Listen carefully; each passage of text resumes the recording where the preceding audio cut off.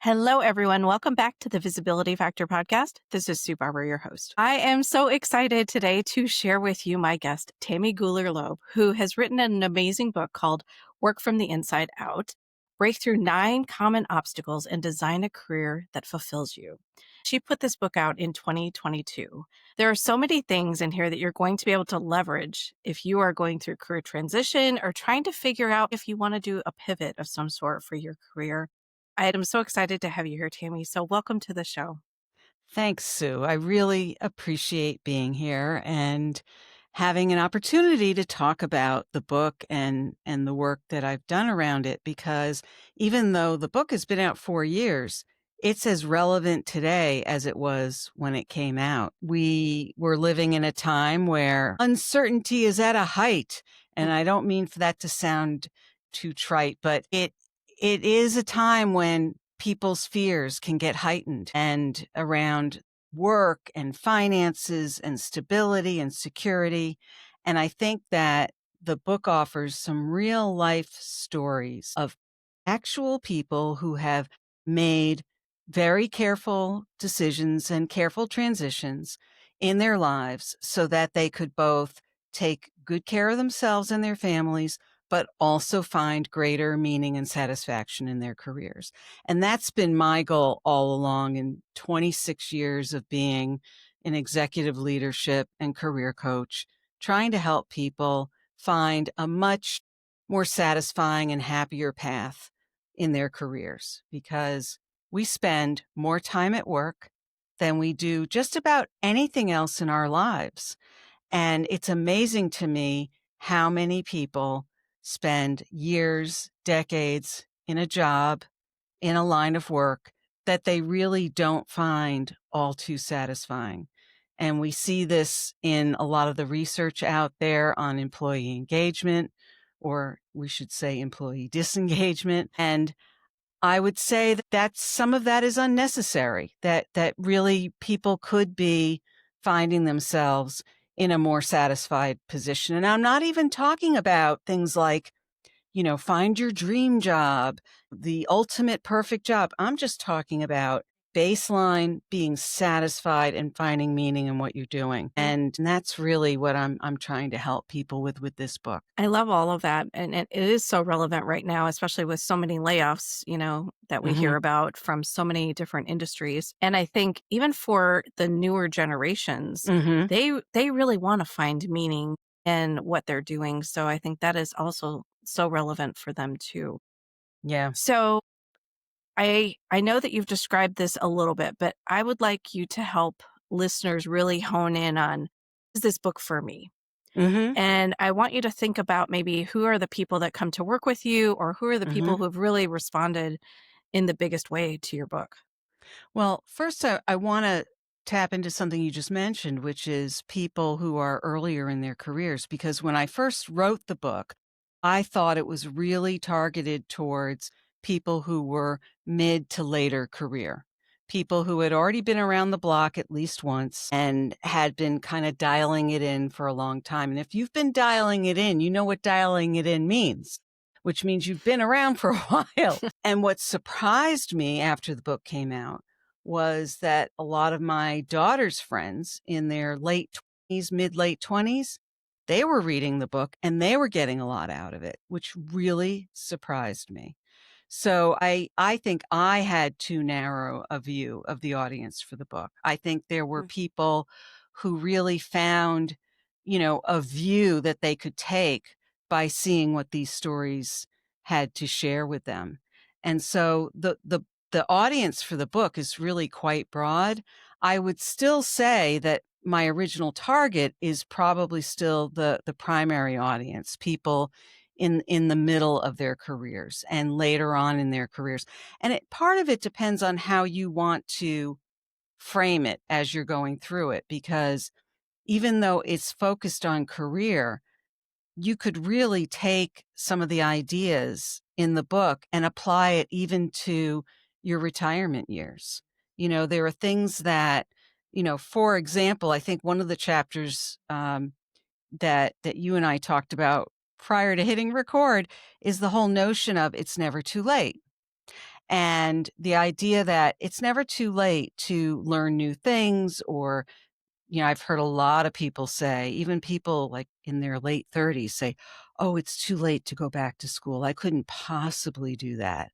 And sometimes it's, an issue of finances, but there's other things where people, I'm too old to go back to school. And there's nothing further from the truth. I have stories of people in their 40s and 50s who went back to school and got nursing degrees, law degrees, and had very, very fruitful careers, second careers, third careers. And I just heard recently from a childhood friend of mine that his mother went and got her law degree in her late 50s. I knew she had been a lawyer, but I didn't realize how late in life she had done that. And so these are the things that you don't have to limit yourself in terms of finding your way. And so that's why I make the point about people who are perhaps winding down from some kind of longer term or lifelong career and wanting to really pivot into something else. And I'm not saying, oh, go to law school, but learning new things or maybe allowing yourself to take some courses or get a certification or, you're never too old to learn new things. So Mhm. don't limit yourself. Yeah, I love that because I thought about that myself when I left craft after so many years. I thought, Yeah. do I have the energy to start all of this from a brand new Right. place, right? Right. And I remember reading an article that, I don't know, showed up on LinkedIn or something. It was a list of all of these people who didn't start their companies or their big careers that we all know about until they were 50. Yeah. And I was like, okay, well, if they can do that, Exactly. I can certainly go down this path and figure it out. So it was a really motivating moment, I think, when I saw that. And that's really good for people to hear. And if you're Yeah. not with people who have done that, you just don't think it's possible until Right. someone puts it in front of you and gives you the option to consider it at least. Absolutely. And, there's another aspect to this, and that is don't compare yourself to other people. Maybe you don't have the same energy level that somebody else does. That's fine. So do it your own way. Know yourself first and figure out what you want and go for it. But go for it in your own way and Yeah. don't be hard on yourself. I think too often people compare themselves to other people and they miss out on what they could benefit from in the process. And it's unfortunate because then they might live with some regrets that they don't have to. Yeah. And the other thing I want to point out here is that I've heard people say, "Oh, I don't want to start all over again." And I say, there's no way you could start all over again because you bring with you all the wisdom, skills, experience that you've already gained up till this point. You may not apply them in the way that you've been using them, but that experience doesn't just poof, disappear. You're not starting from ground zero. You're starting from a place of experience and discernment and you have that to bring with you to whatever you do next. So again, dispelling some of these myths that keep people holding themselves back from an opportunity to grow and develop and continue to enjoy their lives. Yeah, I love that. And you have so many great stories. I was telling Tammy before we started that I selected three of the obstacles from her book that I thought would really resonate with you as a listener. And she also has, some that she has as favorites too. So we'll try to get to all of these as much as we can. The interesting thing that I also love before we get into that is the way you lay out the chapters, really interspersing people's own words about their experiences and what they went through, your Mhm. own experiences as well. But at the Mhm. end, what I love is you do a little bit of an assessment, just a Mhm. question to ask yourself, and then a bunch Mhm. of resources that Mhm. people can kind of take the journey and continue for that specific obstacle. Brilliant. Yeah. Oh, well, thank you. I feel like you can't lay all this stuff out in front of people and not give them the resources that could be helpful to them to get to the next steps. Yeah. It's not just a matter of, okay, go for it. Well, now here's a variety of resources that can help you get started. Because Hmm. most of the time when people are afraid to take the next step. And that's sort of the thread through the whole book is what are the fears that hold people back is that they don't have enough information. That's more likely what the issue is. And so the fear of what they don't know, it's hard to step into something when you feel like you don't know something, but you're not even aware. It's like you don't know what you don't know. Yeah. And so I think that's what's important about the resources is it gives you a view into what's possible and some of the information, or at least places to look for the information so that you can start to imagine yourself engaging with some of these areas. So I would love you to define work from the inside out, because I think that is a foundational piece that people hmm should be thinking about as we walk through these obstacles. So work from the inside out means that when you are considering what's next for you, that you are checking in with yourself first. You are literally having a conversation with yourself, whether you're doing it out loud or inside your own head. You're listening to the messages that you've probably been sending yourself for a long time and may have almost on automatic pilot been ignoring them or tampering them down. You know, I always wanted to learn more about this, or if I was younger, I would have pursued this or that. Well, no one's saying that if you're in your 50s and you wished you had become a gymnast, that you should start learning to do gymnastics, okay? But it doesn't mean that there's not something relative to that or something that gives you that, taps into that interest or that feeling that you couldn't start to look into. So the idea is, though, that you're tapping into that inner voice, that inner message, the things that are important to you. We call those our values. And, what's most important to you? Now, a lot of people will say their families are important to them. Well, what's important about that? Well, to make sure they're safe and they're secure and they're comfortable. Yes. And I would say that, especially for working parents, you want your children to grow up seeing what it's like to be a happy and satisfied working adult. So, how do you introduce your children to what it looks like to be a happy and satisfied working adult? And how do you begin to have conversations with them at a very young age about what interests them, what they might aspire to? And I don't mean what do you want to be when you grow up kind of conversation, but just help them to pursue the things that excite them and that they're interested in. Not that you're going to start grooming them for a career when they're 5 years old, but helping them to see, how do I pursue something I'm interested in and learn more about it? And you're the role model for that. And so if, for example, your value is family, that's one way to put that out there. Or if you have a real value for health or healthcare, that may be an area that you want to look into further, versus for the better part of your career, you were working with widgets or something else that just didn't reflect that. So inside out really means listening to that inner voice, your intuition, your instincts.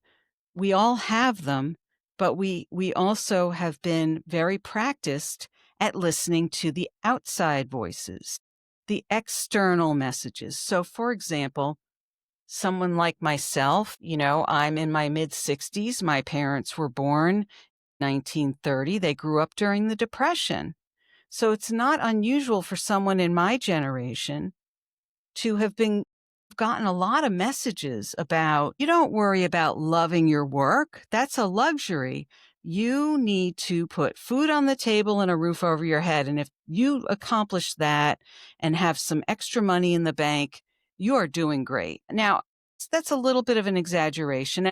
And to be honest with you, I wasn't raised that way. I was raised to really think about what I cared about and what was meaningful to me, which is how I landed where I am. I'm very fortunate. But I would say that most of the people around me really were, I think, raised to believe that you get a good job. Now, what does that mean? It's all from the outside going inward. Or, hey, you're really good at math. you should become a math teacher or you should become an accountant. How many people do you know went ahead and pursued a career based on what other people told them they were good at? So people went ahead and they did things that they were good at because they thought that was the right thing to do. And then they reach a point in their lives where they're making a good living. They got the house, the 2.3 children, the white picket fence, the American dream, and they realize they're not at all moved by what they're doing. They're not that happy. They're not engaged, but they're good at it.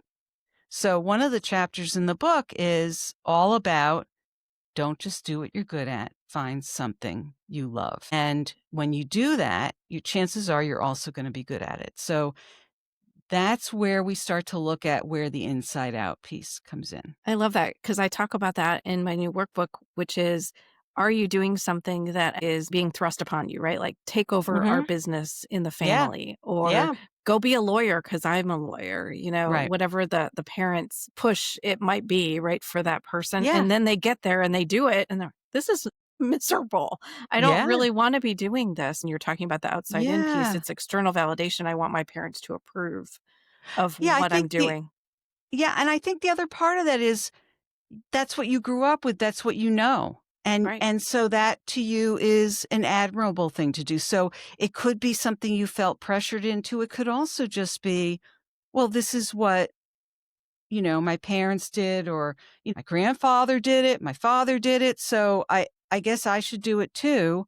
And it just becomes kind of that family tradition kind of thing, like, this is all I know. Some people just don't question those things, and they reach a point where they say, "Wait a minute, what did I do?" And sometimes they stick with it, and that's unfortunate, especially if they recognize that it really isn't what they wanted. And I get to interview a lot of those people on my podcast. So, because those are the people who decided to make some changes. And I think we live in a time now where people making those kinds of changes is far more acceptable and more the norm than it was years ago. Although even years ago, there was some sort of statistic about that most people did change careers at least once in their lifetime.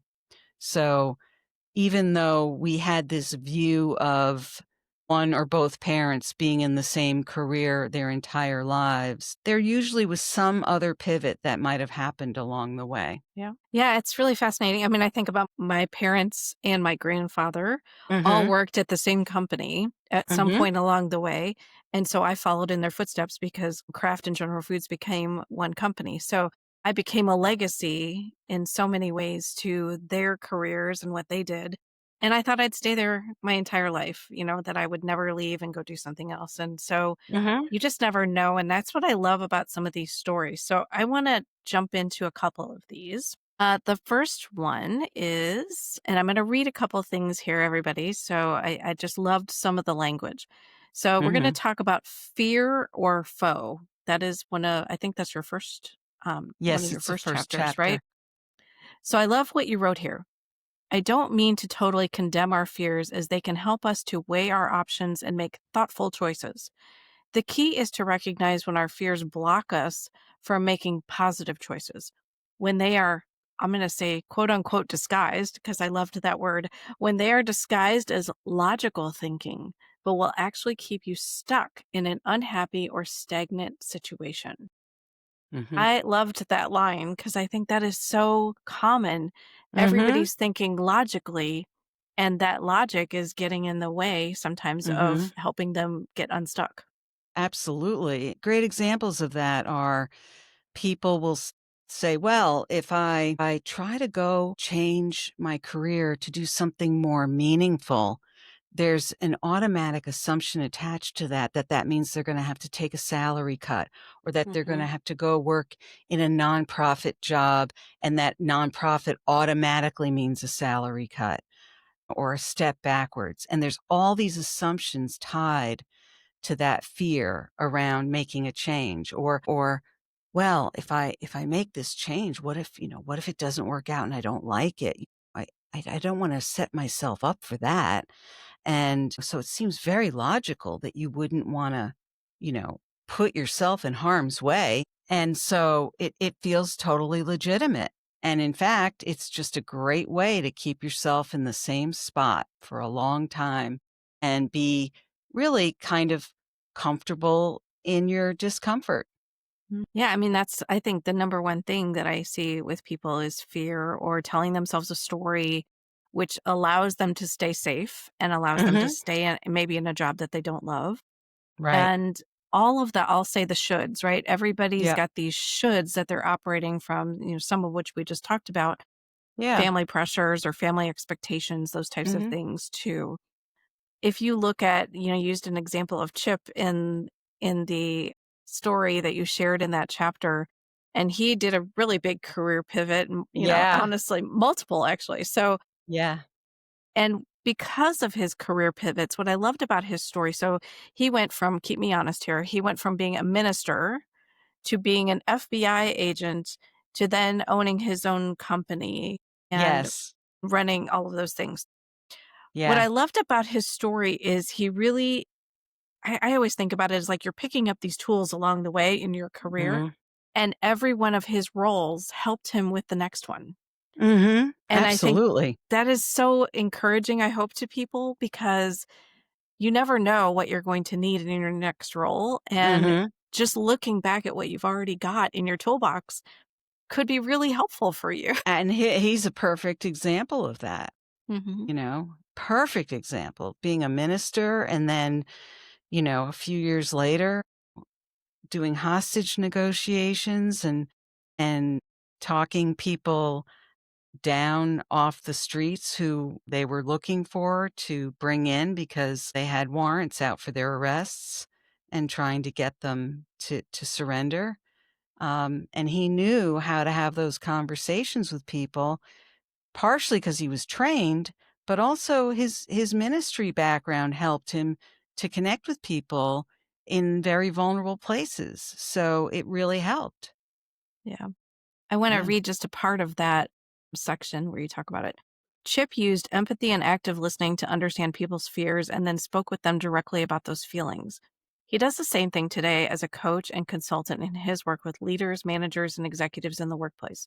He claims that if you just look at the conduct or circumstances of what occurred without understanding the underlying fear that is driving someone's actions, you can't help them change their behavior. Mm. You talked about other audiences for your book. I was thinking from a coaching perspective, that is what you and I are constantly looking at, right? What is the story you might be telling yourself or the experience you Yeah. had that is holding you back? Hmm. And I think that's so common.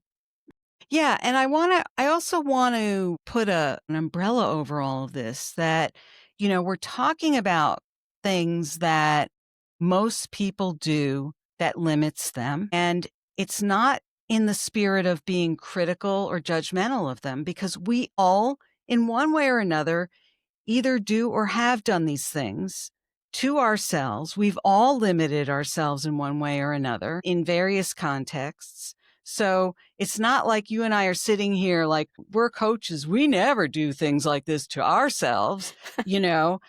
That's not the point. And so I want to be clear that these are very human things. And yet some people do see their way through to break through some of them to get to a place where they really are happier. And our goal here in this conversation is to hopefully touch some more people who can see their way through to some happier places. But it's not about saying, well, we know so much better than anyone else does, because we're all on a learning curve. But I think that what I love about telling stories about people is that they're each in their own way, they're relatable. Now, not everybody becomes a minister, and not everybody then pivots to become an FBI agent. Uh-huh. That is definitely one of the most unique examples I've got, but it's one of my favorites too. I just think it's so incredible. Yeah. I'm glad you brought that up because, of course, Tammy and I have been working on ourselves and our own stories for many years, and they continue to Yeah, show up even though we've been working on them. So, that's yeah, right. we definitely don't have it all figured out, everyone. No, no. I know we talked a little bit about it's never too late. So I'm going to skip over to you need to network, but not just for a job. Yes. And I know that that is one that everybody has some challenges with is the Yeah. networking side of it.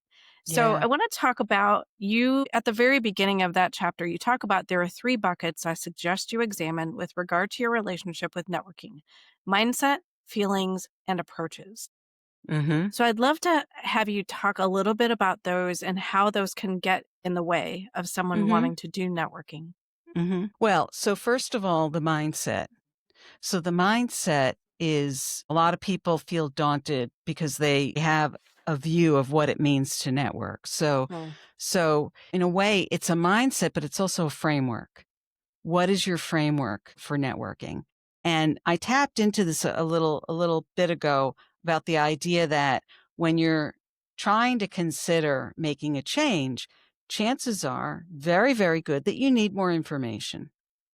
So my version of networking is really focused in on getting more information. So a lot of people think of networking as being put on the spot and having to show up as their brightest, shiniest selves in some uncomfortable event like situation where they've got to shake hands and kiss babies and hand out business cards. And that is furthest from what I'm talking about here.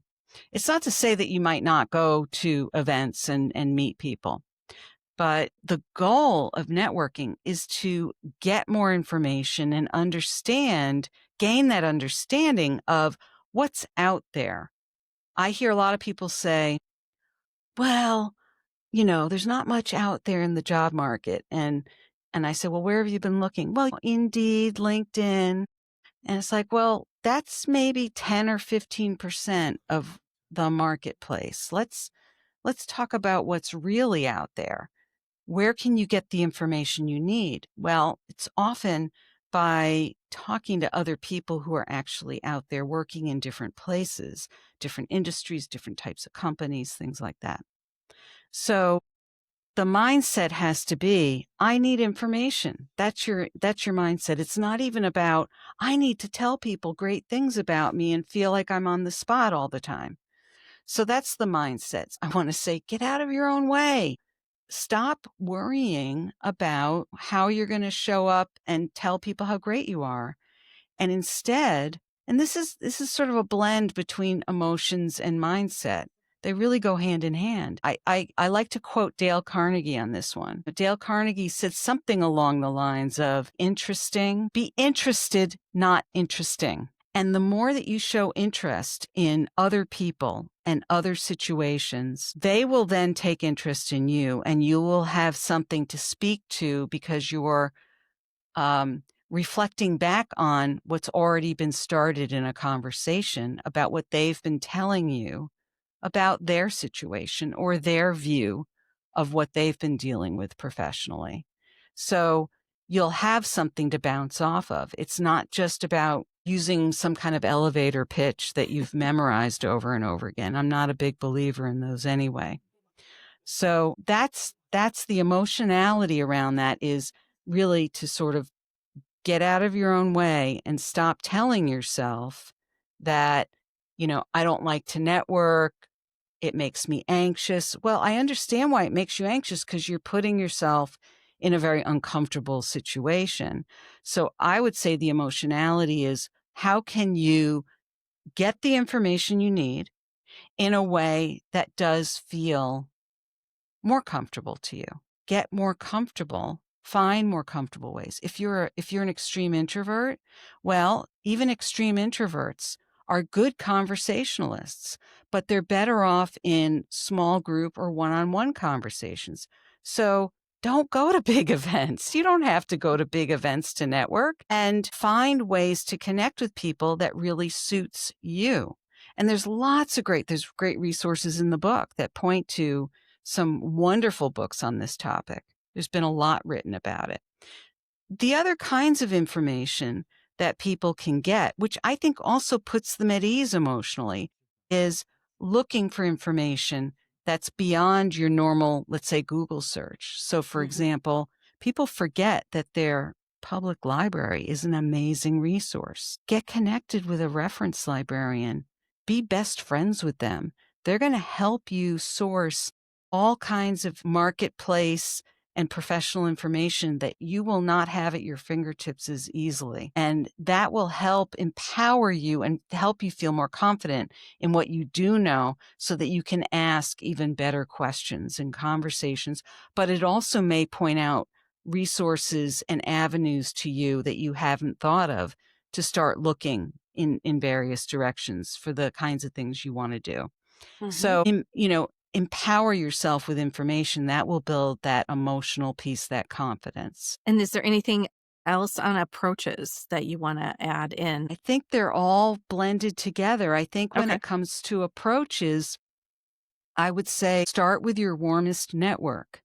People that you feel comfortable with initially, people you trust, and start from there. And then when you're at the end of a conversation with somebody, of course, you want to thank them. You want to ask them, is there anyone else you'd recommend I speak with at this point? And then complete the conversation by saying, is there anything I can do to be helpful to you? Because that again changes the emotional feeling and the mindset. It shows that you're approaching that networking from a more level playing field. It's not just about you being the person who needs help, but there's an understanding that networking is a reciprocal process. And it really is. And when you offer to help someone else at the end of one of these conversations, they're going to remember that you offered to help. The likelihood that they're going to ask you for anything is relatively low. So you don't have to worry about what they're going to ask of you. Well, why would I offer to help them? What if I can't help them? Don't worry about that. Like, really don't worry about that. Yeah. And if they do ask you for help, well, then that means they have confidence in you. That should make you feel good. But otherwise, just know making the offer has a very nice impact. Of course, make the offer sincerely, but people don't do that. And always follow up with a quick little thank you email. And then follow up in a reasonable period of time to give them an update, or follow up with a question, or follow up with thank you again for that conversation we had. It was very helpful. And you really have to keep track of these things. So those are all things that are part of the approach. And some people find this daunting. Some people find it to be a pain in the neck. And it is. But these are the building blocks that really create the kinds of opportunities that are going to be far more meaningful to you in the long run. And these are the things that people should be doing, whether they're in a job they love or looking for the next thing. They shouldn't be waiting till they're ready to look or waiting till they're unhappy to be nurturing these relationships in this way. They should always be in conversations with people. Now, maybe when they're actively looking for the next thing, they're going to be elevating the pace and the intensity of it. But this kind of mindset around networking should never go away. They always should be building these relationships and keep it reciprocal, because people will come back to you at some point, because everyone's going to be in the same shoes you're walking in right now. Yeah. 100%. And I know you talk about Dory Clark, who some on podcasts may or may not know, but she is an entrepreneur, a professor. She's written some amazing books, but also, even done stuff in theater and all kinds of things. Like, she's just amazing. A quick story about her. When I first left craft, I started listening to a bunch of podcasts. And that must have been when one of her initial books was coming out. And so it seemed like every podcast I was listening to, she was a guest. And I was trying to figure out how come she's on all these podcasts. I didn't understand the launch process at that point. But yes, such a smart woman. And the Yes. story about how she has just built up relationships along the way is incredible. So I really Yes. want to encourage everyone to read that story in your Yeah. book, because I think it is Yes. so helpful. And she's an introvert, by the way. Yes. And she is one of the best networkers I know. Yeah. And she is great at connecting other people to each other. So Absolutely. I'm a member of her recognized expert community. She Hmm. teaches a course to help other people who wanna get their message out, and yeah, I mean, just phenomenal how she's done that. Love that. Okay. So I want to just share a few things that you share at the end of the book because I think they're very inspiring. There's a lot of great Mhm, quotes in this book, by the way, everyone. So you definitely want to check those out. But one is Die with Memories, Not Dreams by Andra mhm, Watkins. Nobody wants to have regrets on their deathbed. So mhm, I'm hoping that people start to hear some of the messaging that we're sharing with you and start to think about, is there something inside of me that's telling me, sending me a message through intuition or through other means that I may want to do something else and I should mhm. at least explore it. You don't have to do it, Absolutely. but just That's explore it. I'm so glad you said that. I Susan, I'm so glad you said that because I think that's what stops people is when they start to think about maybe making a change. They in their mind, they go from A to Z. Hmm. And they forget that there's B, C, D, E, F. There's all these steps in between. And that's the beauty of the stories in the book is it shows you that there are people who had an idea of something they wanted to pivot into. And for some of them, it took them years to Right, get there. But you then understand how they went about doing it and how glad they were that they did. And I think when people start to think, oh, it's going to take too long, or I can't picture myself in that spot that I think I'd like to be, because they're skipping all the pieces in between, when in fact, the pieces in between are not just a means to an end. You learn a lot about yourself in the process of getting there, and you may even end up landing somewhere that's not exactly like where you thought you were going to go. right. So it really is worthwhile to give yourself the gift of patience with the process. So, very Hun- important. 100%. Okay, I'm going to leave everybody with this last quote. Jenny Lisk, you talk about in the book, has this quote and says, If your life is the same 5 years from now as it is today, would you be okay with that? If the answer is no, or especially if the answer is hell no, then now is the time to do something about it. And I want everybody to think about that because Mhm, time goes by so much faster than you realize. mhm, And pretty soon it is 5 years from now, and you're in the exact same place that you were in before, and mhm, nothing is different. And I use that question with people I'm coaching because I want them to see you can stay here if you want. And if that's where mhm. you want to be, great. Yeah, But if you want something to be different, now is the time to start doing something about that. So I love right. that you put that in there. Yeah, that's an anchor in the book, and I'm so grateful that I got that from Jenny, Hmm. and I give her credit for that every time Yeah. because it really does land. I don't think anyone's ever heard that quote and not had it really land within them. And I think the key with all that is it's a choice. You can look at your life now and say, "Do you want your life to look like this a year from now, 5 years from now?" And if you say no, well, what can you do today to start looking elsewhere? No one's telling you you have to make a complete change by tomorrow. No. But what can you do now to start giving yourself the opportunity to consider some other options? And I want to just say that I think that is a lot of what your book offers, right? Is stories, examples, possibilities, resources that help people start to see another way, another path Mhm. that they could at least explore. So I Yeah. love that.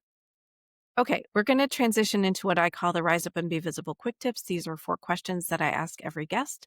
So the first one is, what do you think visibility is and why did you answer that So I think visibility is showing up. And I answered it that way because when people find their way into a new opportunity or land in a place they wanted to be, it's because they showed up.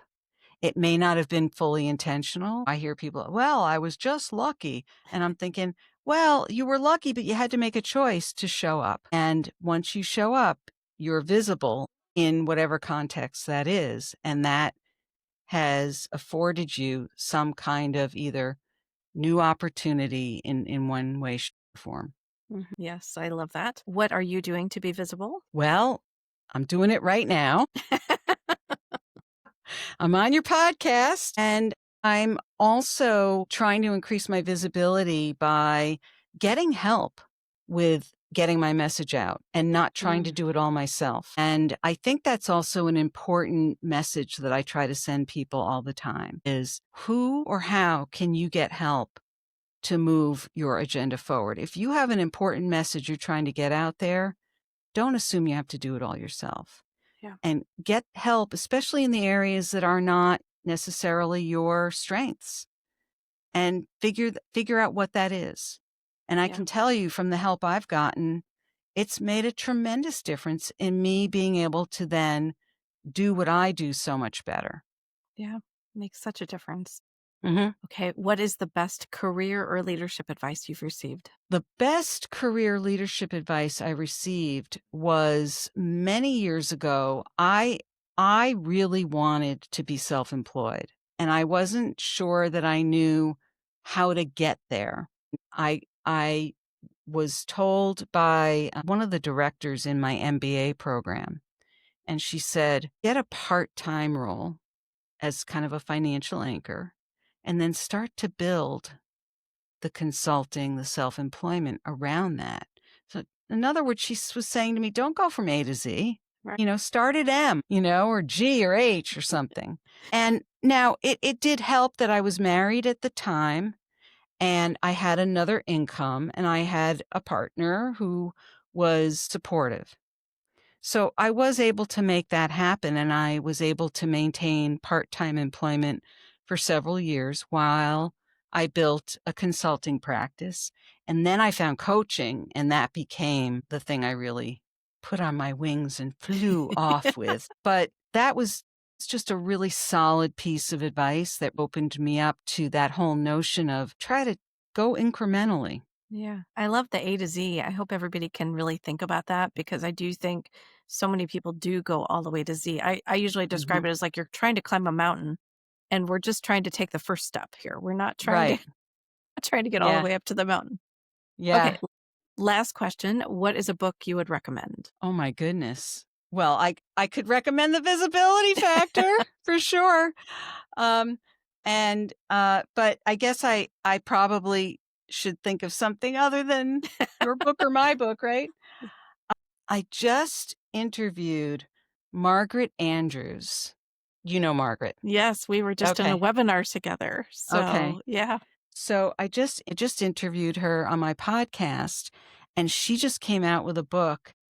So her full title of her name, Margaret C. Andrews, and her book is Manage Yourself to Lead Others: Why Great Leadership Begins with Self-Understanding. And it is built on a course that she teaches at Harvard, but I like the premise behind the book because I happen to believe that it's not just about being a leader of a team or of an organization, but it really builds on how do you be a leader in your life and how do you build on your own self-knowledge and self-awareness as a grounding point, as a stability point to then go out into the world and be the best you can be and be the Yeah. most satisfied you can be. And I think that the way the book is organized, it really gives you a lot of what you need to develop that self-knowledge or to, I'd say, leverage it both, within an organization, but also for yourself. I just thought it was brilliant, really Love brilliant. it. Love it. Yeah, Yeah. she was brilliant on the webinar for sure. And so I just posted about that on LinkedIn this week. So we're in 11/21, everyone. So when you hear this episode, it might be a little bit later than that. But and she's going to be on the podcast in January. So I'm Um, excited to have her come on and talk about her book and her class and all the great things that she's doing. So yeah. Yeah. love it. Okay, so if people want to learn more about you, your book, your work, what is the best place for them to go? I would say the best place to go is my website, and that is tammygoolerloeb.com. And if you start to type that in, it will come up because there is no other Tammy Gooler Loeb out there. So even if you don't spell it correctly, you'll find me. I'm on LinkedIn as also Tammy Gooler Loeb. I love hearing from people. I love people who want to connect with me on LinkedIn. Just send me a quick note. Let me know that you heard me on this podcast and reach out and say hello. Yeah. And she means what she says. So Mhm, please do that. And I just think what you have written is creating possibilities for people. I just think that is what this gift is that you're giving to people. Of course, there's a lot of pieces to it that are resources and all of that, but just figuring out what the obstacles are for people, the top mhm, obstacles is one piece, but then mhm, leveraging the stories and the statistics and the research around helping people understand how that might be impacting them, I think is so mhm. valuable for people to leverage. So thank you for what you're doing in the world. Thank you for writing this book. And thank you for being on the podcast. Thank you, Susan. This has been great, and I really appreciate you highlighting the whole notion of bringing possibilities to people because that's Mhm. exactly what I'm trying to do. Excellent. All right, everybody. Well, I hope you enjoyed this episode. Please check her out on LinkedIn and her website. And thank you so much for being on the Visibility Factor podcast. And we'll catch you on the next one.